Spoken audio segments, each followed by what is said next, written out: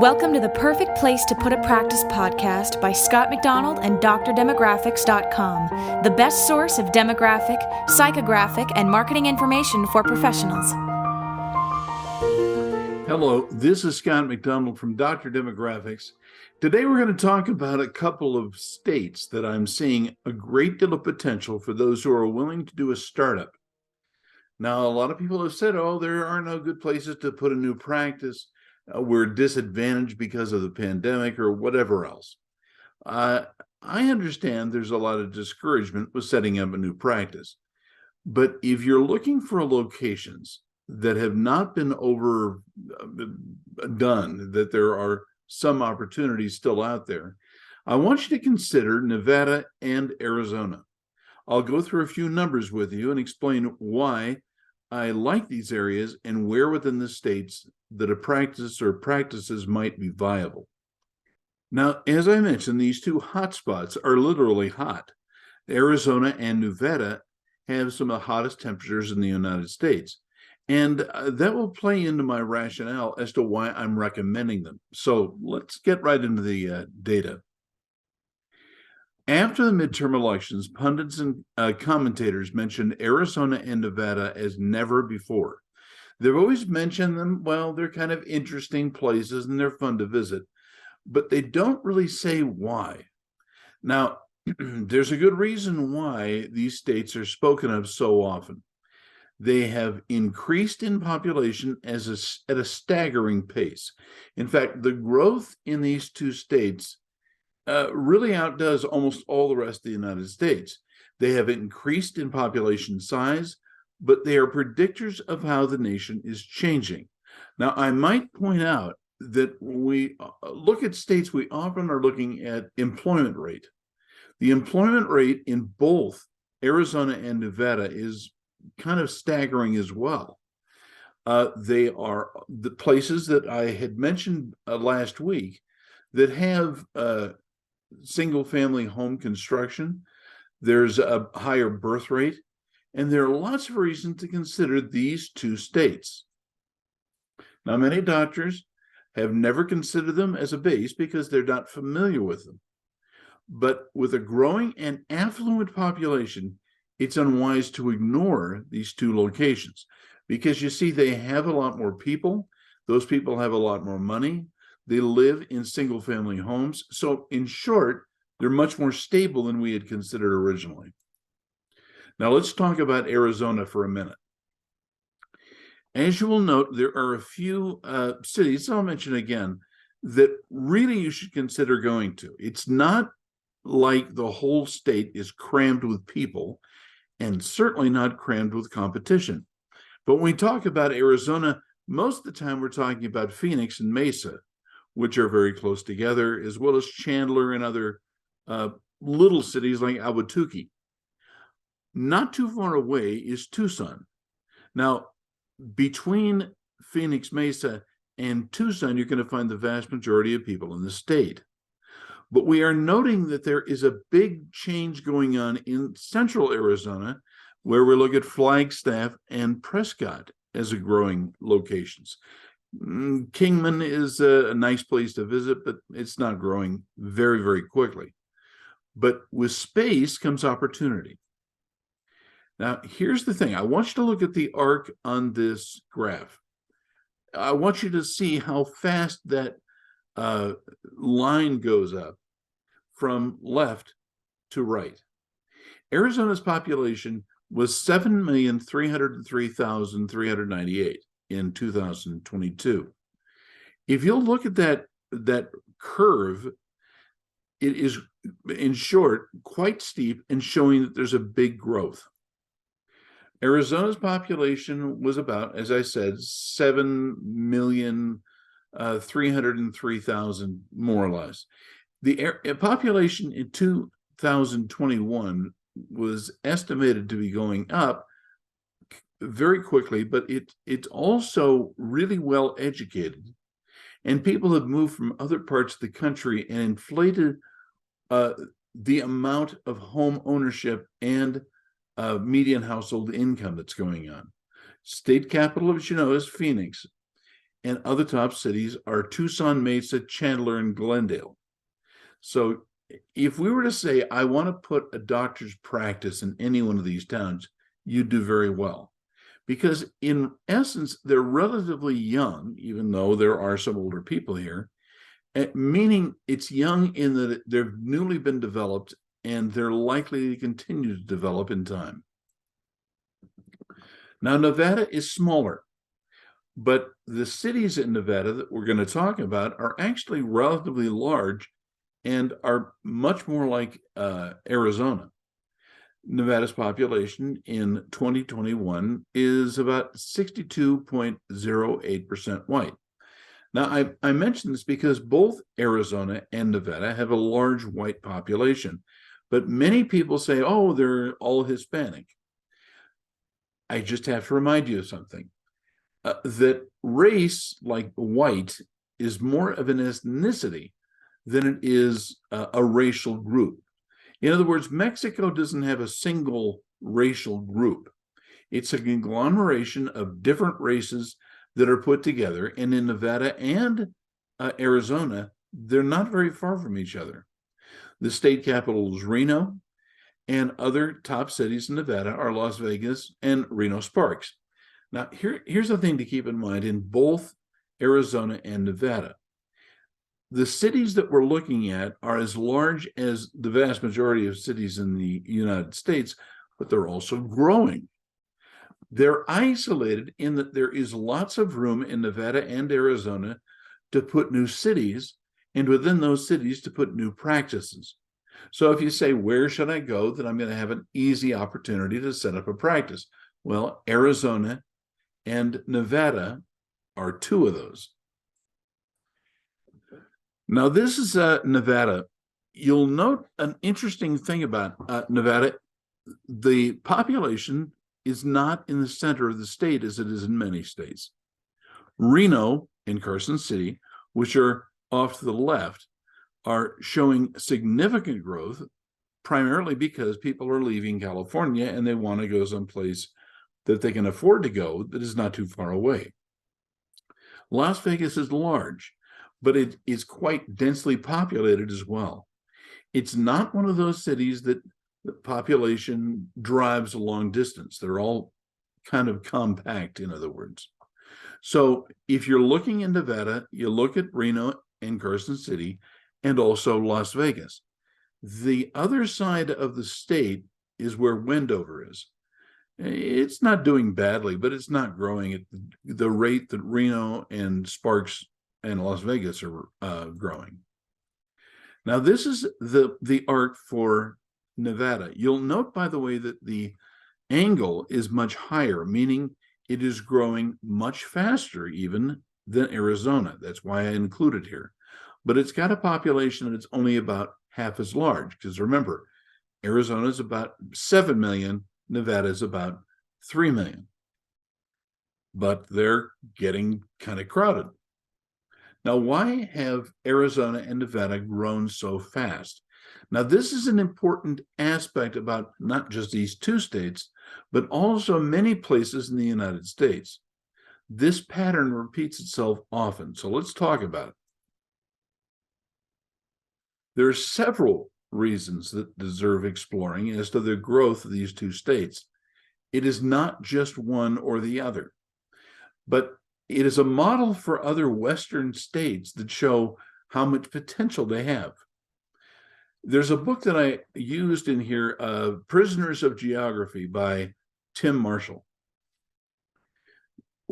This book is kind of important because what it says is geography is a predictor of where the population is likely to go.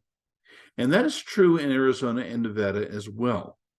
There are large parts in the state that have very little population, and there's almost no growth. But when you look at the places that there is growth, the Prisoners of Geography explains why. Now, for decades, both were grossly underpopulated. I want you to know, more than 100 years, there is very little growth going on. But let's talk about what all of a sudden turned the light on for these two states. They both had very cheap land that was mostly flat and easy to develop. Now, there are a lot of flat places in the United States, but not very many that are that close to major population centers. If you go to Colorado, for example, there's mountains all over, and there's a limit on how much growth there can occur. The same is true in various other Western states. But it's the price of the land that made it possible for them to grow so quickly and easy to develop. They had available water supply.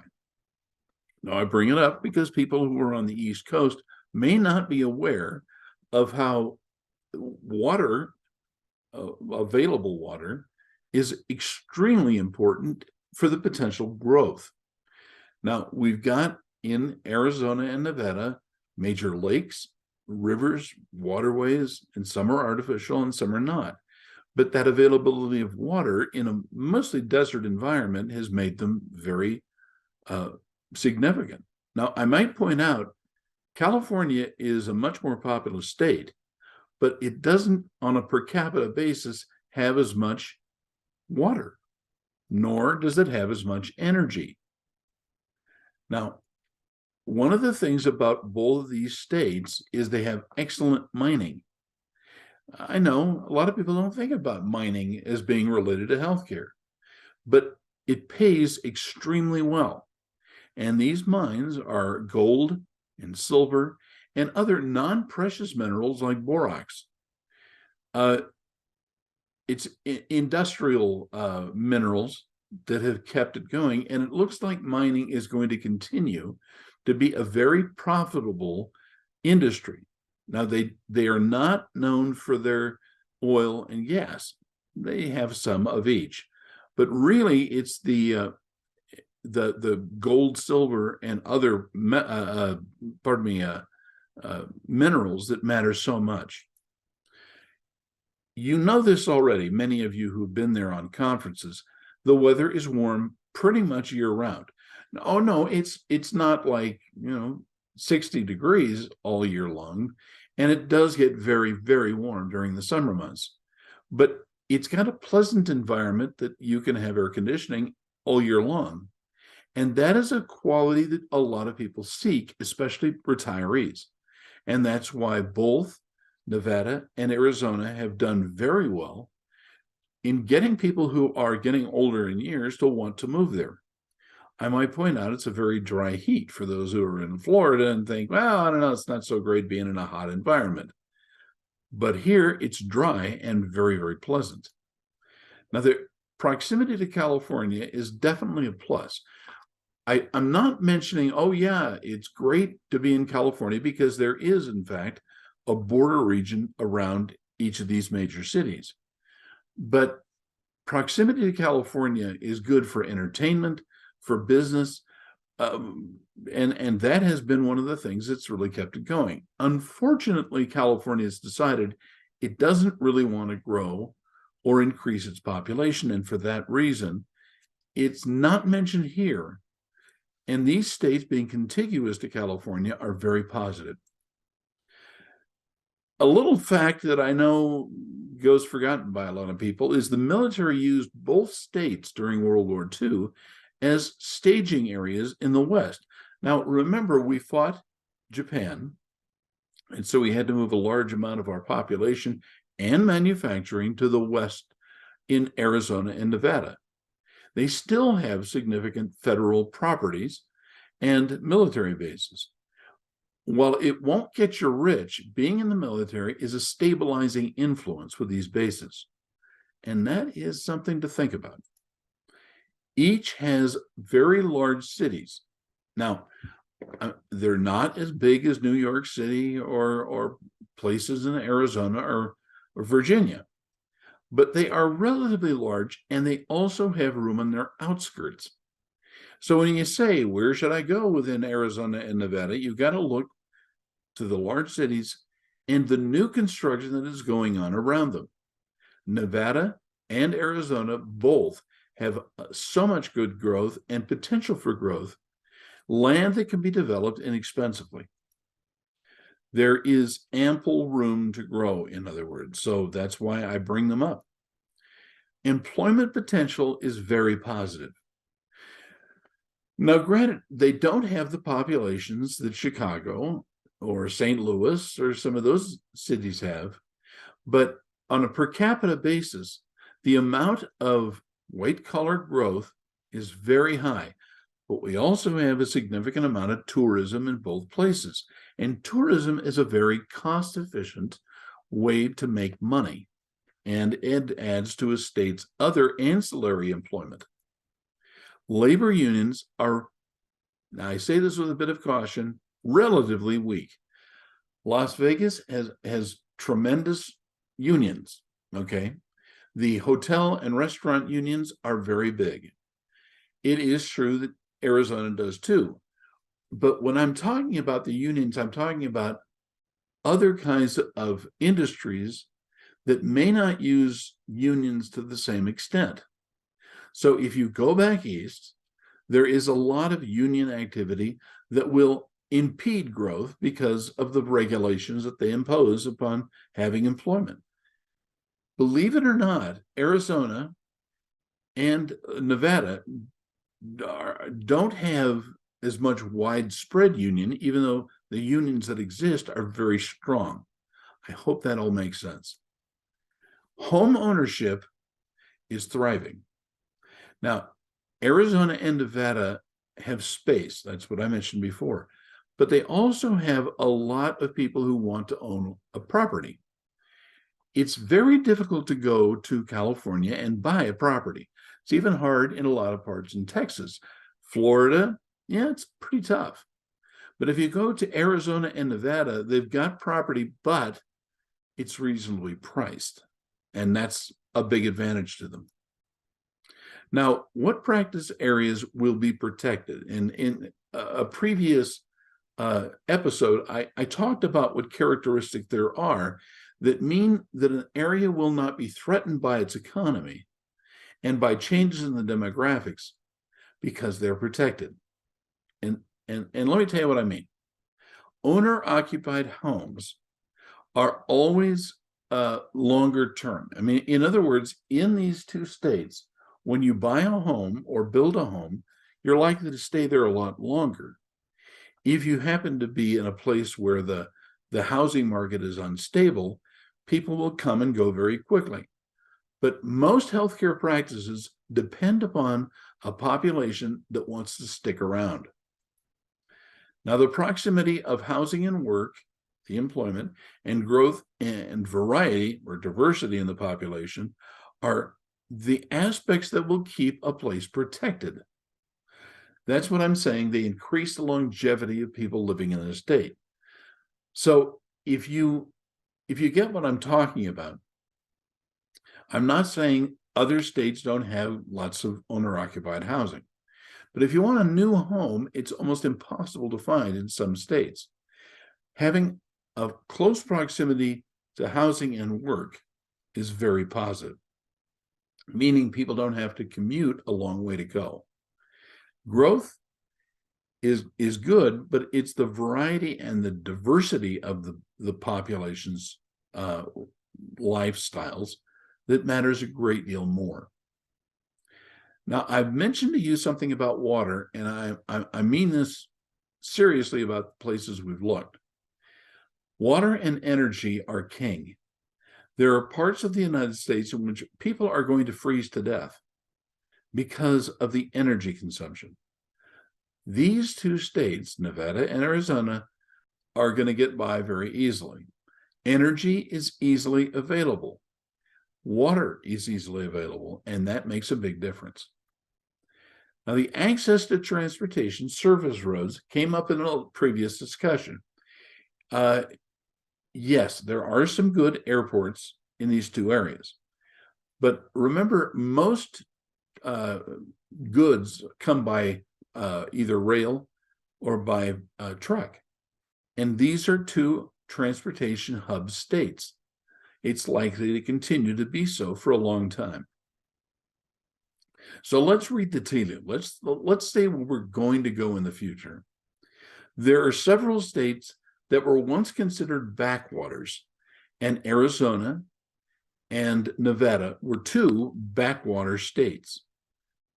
Now, Georgia, South Carolina, and North Carolina are in much the same boat. They're turning out to be very positive but smaller populations, and the potential for their growth is very significant. The same thing is true in North and South Carolina, and North and South Dakota. The Carolinas are mentioned, but the Dakotas have to be taken into account too. No, they are not sun and fun capitals, but they are the kinds of places that people want to go and stay. The population themselves and their lifestyles is stable, and that's good for healthcare.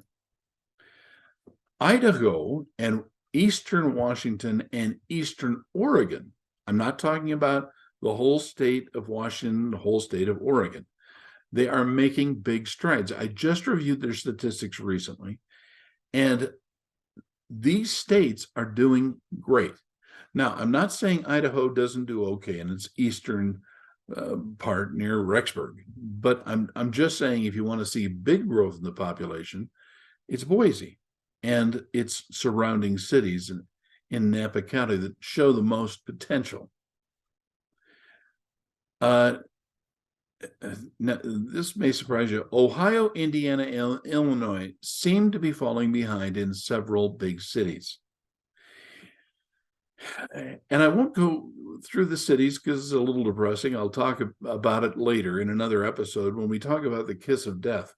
But Ohio, Indiana, and Illinois used to be the big places to go. Lots of people, lots of employment, but it's becoming more difficult.